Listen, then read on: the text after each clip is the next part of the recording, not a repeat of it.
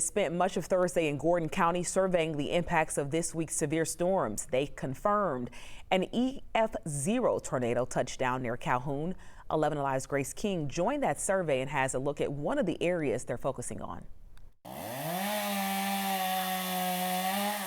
The toppled trees and crushed carpentry brought Tiffany Gore near tears. Had a tree hit my house in 2020, and it's a lot. You know, it hits you emotionally in ways that you don't really understand. She knows how taxing the cleanup process can be, so she jumped in to help her friends when she saw the damage in Gordon County. His house had been hit by a tornado. His brand new car, his truck, his boat, and his back porch along with his girl's bedroom. They spent the morning clearing trees and sawing wood so repairs can get underway. I'm worried about him for real, so I want to make sure we're all here supporting him. And I want to see Georgia come out and support their neighbors like crazy. Their house was one of several noted in a National Weather Service survey Thursday as their crews assessed the severity of this week's storms. Looking like it was a spin-up tornado along that line of storms that came through just before midnight the other night. Meteorologist in charge Keith Stellman says much of the damage on Windy Hill Drive is from an EF-0 tornado. There are a couple sheds and outbuildings that look like they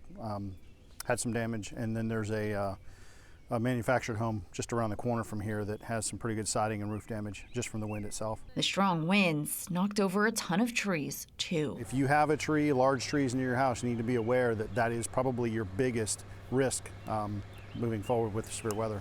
In Gordon County, Grace King, 11 Alive News. While several homes were damaged, thankfully the Gordon County Emergency Management Director says no one was hurt. We are always glad to report that, Nicole. Yes, and that was one of 3 tornadoes confirmed yesterday across North Georgia that occurred Tuesday night into early Wednesday morning, 2 of which were in Gordon County.